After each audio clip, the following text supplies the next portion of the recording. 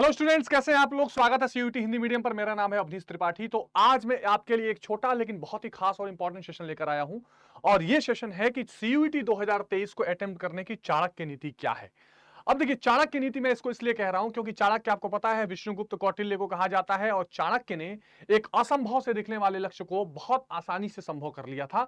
अपनी चुनौतियों को पार करते हुए, मुश्किलों को पार करते हुए चंद्रगुप्त को नायक बनाया, और उन्होंने देश में एक तरह से धनानंद का समाप्ति करके एक एक अच्छा शासन स्थापित किया, जो बहुत ही कठिन था लेकिन कम समय में उन्होंने पूरा किया। इसी तरीके से हमें उस कूटनीति और हार्ड वर्क के जगह पे स्मार्ट वर्क करके बहुत अच्छे तरीके से सीयूटी 2023 को अटेम्प्ट करना है। अब निश्चित तौर पर आपके पास समय कम है। अगर तैयारी के हिसाब से मैं कहूं तो मान के चलो कि आपके पास 40 दिन है, क्योंकि बाकी 10-20 दिन तो कहीं ना कहीं आपके चले ही जाएंगे। 40 दिन का आपको एक तरह का समय है।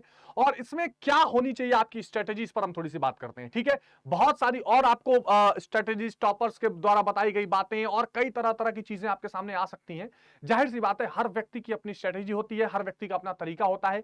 लेकिन जो कुछ एक आध चीजें कॉमन है जो हमें बहुत ध्यान में रखनी चाहिए, उन बातों को लेकर आज हम बात करेंगे कि भाई क्या होनी चाहिए हमारी अच्छी स्ट्रेटेजी। तो आइए उस पर चर्चा करते हैं, पर उससे पहले वीडियो को लाइक करो, शेयर करो और चैनल को सब्सक्राइब करो। तो अगर हम स्ट्रेटेजी की बात करें तो दो तीन इंपॉर्टेंट पॉइंट्स हैं जो आपको ध्यान में रखने चाहिए।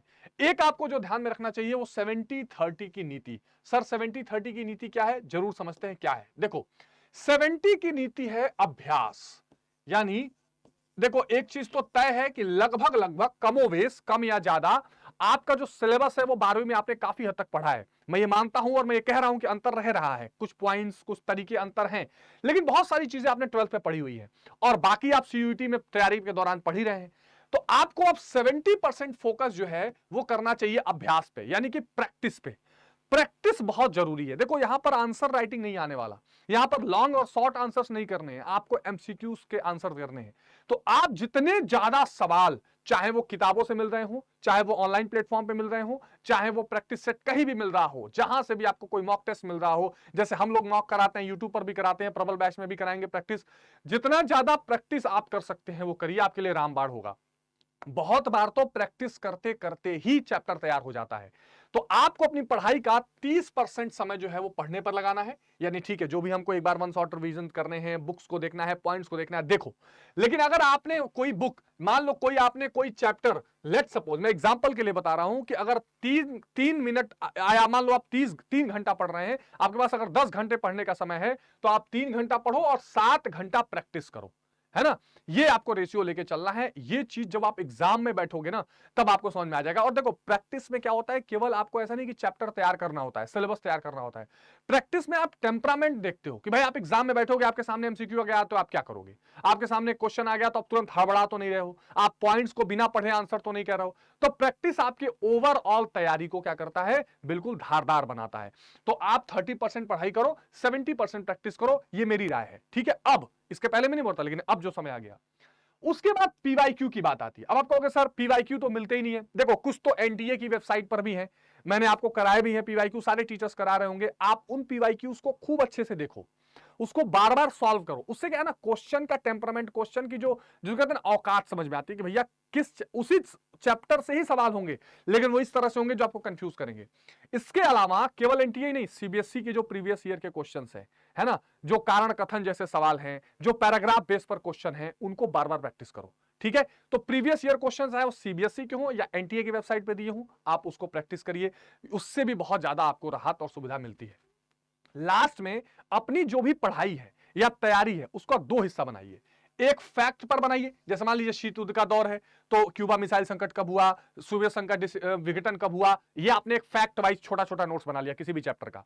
और एक आप कर लीजिए विश्लेषण, कि अगर मान लो जो मैं टॉपिक पढ़ रहा हूं इसी पर मेरे को मेरी राय पूछी जाए कि क्या आप ये कह सकते हैं कि भारत गुटनिरपेक्षता में शामिल इसलिए हुआ कि उसकी संप्रभुता खतरे में हो पड़ सकती थी, क्या ये सही लग रहा है।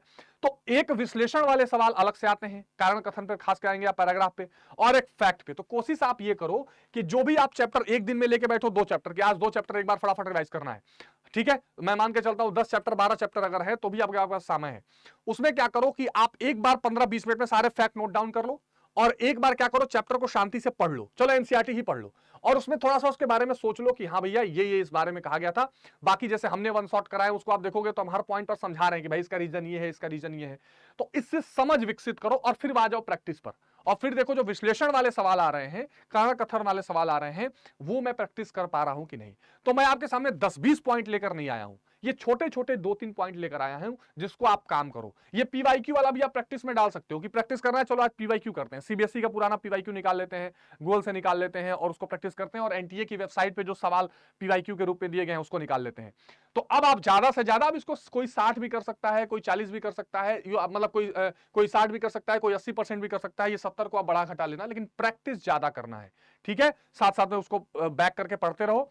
पीवाईक्यूज जो भी मिल जाए, सीबीएसई क्यों, मैं सीबीएसई क्यों बोल रहा हूं, आप, मुझे पता है बहुत सारे राज्य स्टेट बोर्ड वाले स्टूडेंट्स भी एग्जाम दे रहे हैं।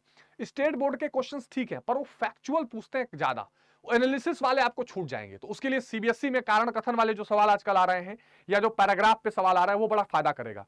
और एनटीए की वेबसाइट से निकाल लीजिए, फैक्ट और विश्लेषण दोनों पर आधारित सवाल करिए। ऐसा मत सोचो कि अच्छा चलो भैया अब मेरे को जो है वैश्वीकरण या अंतरराष्ट्रीय संगठन वाले कुछ भी पूछ लो, कहां मुख्यालय है, कब स्थापना हुई।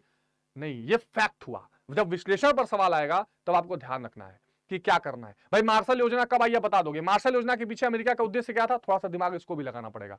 तो दोनों अप्रोचों को लेकर आप तैयारी करो, निश्चित तौर पर आपको सफलता मिलेगी। बाकी आप सबको पता है कि हमारे प्रबल बैच हमारा हिंदी मीडियम के लिए लॉन्च हो चुका है।